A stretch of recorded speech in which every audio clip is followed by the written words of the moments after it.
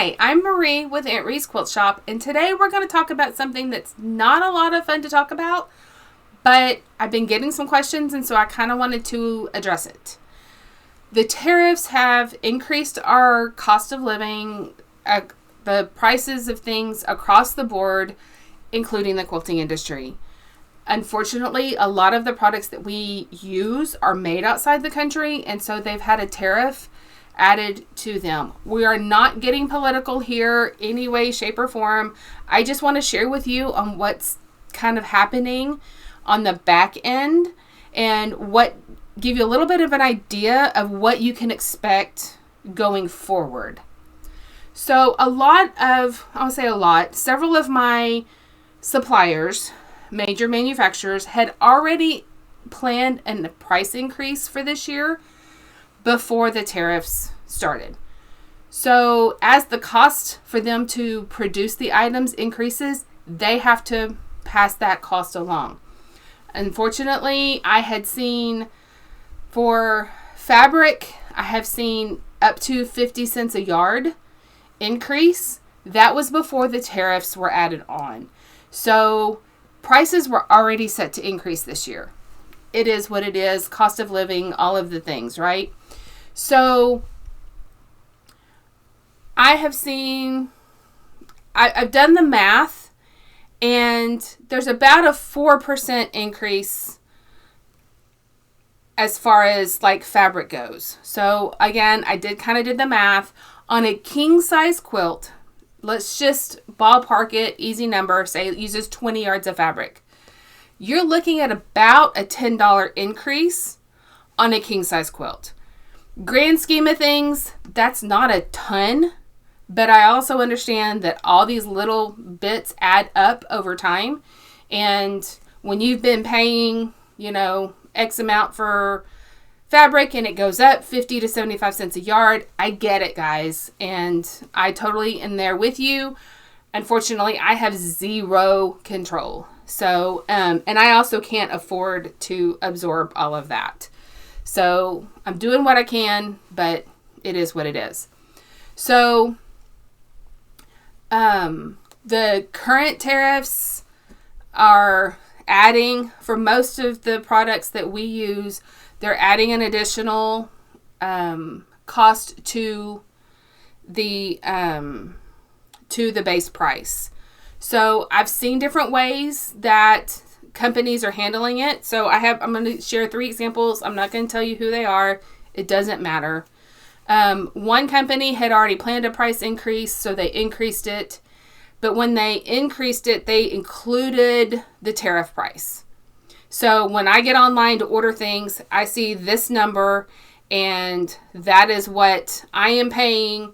They've actually increased their suggested retail price on it to accommodate that slight increase, so that we are not having, as a shop, small business, not having to eat all of that. So another company has decided to do a line item. So we pay whatever it is for the fabric, and then at the bottom of the order, there's a line item that adds, I think it's 5% to the total cost of the whole order. So I'm assuming at some point that may fall off depending on what happens. Everything is changing from day to day. We just do not know. So, and then there's another company that a lot of the items that they buy, especially from China, are just not available right now. They have chosen, because the tariffs were so high on those specific items, they've chosen to not restock them for the time being until everything kind of levels out and we get back to whatever this new normal is going to be. But everything is so volatile right now that they've just decided not to reorder a lot of items, and they're actually pulling them off their website. Some of those items are the Tetto bags, the magic pins, things like that. Again, they're available while they're available. If there's something that you need, let me know, and I'll see if I can get it. But there's going to be some items that are just not available. And again, I don't have any control over that. I'll do what I can if you're looking for something, but I have zero control over that. So this is, again, we have no control over any of this. Now, there are some things that I can do as a business owner. There are some things that you can do to kind of help offset some of these costs. And so, some of the things that I am doing is I'm being very strategic about what I order. I may order a different brand that comes from somewhere else. I may order, it does the same function. I may not be ordering some things because, again, it just doesn't make sense to have to charge an exorbitant amount when I know it's much less likely to sell. So I am being very strategic on what I order and making sure that it's a smart move to make. If I could afford to absorb the cost increases, I totally would.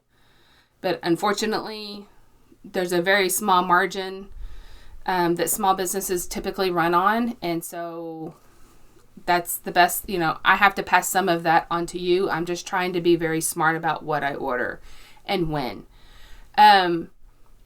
Just please be kind and keep this in mind with the shop owners and the employees, especially. When you go into a shop, any small business, in whatever, we have no control. And we as owners have no control. And our employees certainly have no control. So just be kind, be nice. We're doing the best we can. We don't have any control. We're right there with you. We're paying more for everything, in our business as well as outside of our business. And so even things like your shopping bags and things like that, all those prices are increasing as well. And so, again, we still have to be able to stay in business. So some of the things that you can do is repurpose your tools. Find ways to kind of, you don't need the specific ruler or template or whatever. A lot of times you can find a way to use something you have. I've done some things on this in the past. I will probably do some more moving forward, giving you tips and tricks on using what you have to help reduce your overall, what you're spending on this hobby. So use your scraps. There are a ton of scrap quilts. There are a ton of different ways to use your scraps. And so I actually do have a presentation that I do, and I'm probably going to start sharing some of that information here on YouTube and just giving you ways to use your scraps. Use what you have. Use your scraps. Use your stash. How many of us have a closet or a room full of fabric? Use what you've got and go and buy, still support your local shops, but supplement that a little bit with things that you already have at home, because, go through your stash and see what's there and what's available to use, because I know I have fabrics that I bought 10 years ago that I forgot I had. So that are perfect for, this project or that project, and I don't need to go buy something else. I might need to buy one fabric instead of two. And so you're still supporting your local shops, but you're also using what you have and just being smart about it. Get creative. There are a ton of ways that you can kind of organize your scraps and make scrap quilts, or, like I said, pull what you've got instead of going and buying something new. So, the very, very most important thing here is support your shops. It's the only way that we stay in business. There are a ton of shops that have been closing down, and a lot of them can't afford to stay open. Some of them, they are retiring, a lot of times for the second time. I see a kind of a trend of a lot of quilt shops are owned by people who have retired from their first career. I will say I am probably on, I know I am on the younger end of quilt shop owners. Most of the owners have retired from their first career and then decided to open a shop or buy a shop or whatever the case may be. and they run it for a few years, and then they're tired and they're ready to be completely done with working. And so they end up closing down. So there's a lot of them that can't afford to stay open. There's a lot of them that are just retiring, like I said, many times for the second time. And so as much as you possibly can, you need to support those shops so that we can stay in business. And it's not just me, it's all of them. I appreciate all the support that y'all give me, but it's all the shops across the board and any small business really. So, you know, we are all kind of making adjustments. And so, you know, everybody's trying to do the best they can. The bottom line is prices increase. They increase over time. I remember 25 years ago when fabric was $7 or $8 a yard. It's increased, and I totally understand that. But we also have to understand that's just the way that things are, and it is what it is. So add that to, you know, prices increase anyway. Add that to all the tariffs, and it's not fun for anybody. So just going to make adjustments where we can so that we can all continue to make the quilts, the clothing, all the fun stuff that we enjoy making.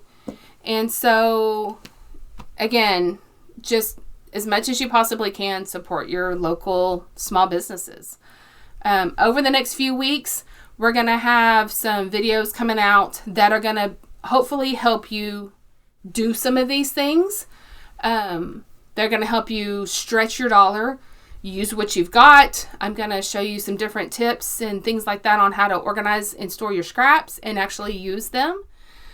How to take a tool and use it in a way maybe it wasn't necessarily intended for, so that you don't have to go spend money on another template or another ruler or something like that. We're just going to work on stretching our dollar and doing the best that we can. And again, we are having to make adjustments.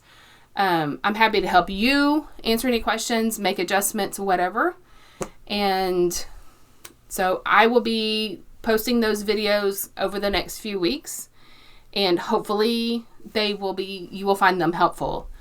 I know this wasn't a fun video. I try to keep it fun and uplifting and tips and tricks and all that, but I really felt like we needed to have a little chat on what's going on, what I'm seeing on the back end, because I know a lot of that is not made public. All you see is the prices are going up. And so just know from our end of it, we're doing everything that we can to keep the cost down and not have to increase prices for you as the consumer, but we can only absorb so much. So make sure to hit the like button down below and subscribe to our channel so that you don't miss all of those fun videos coming up. And thank you so much for watching, and we will see you next time.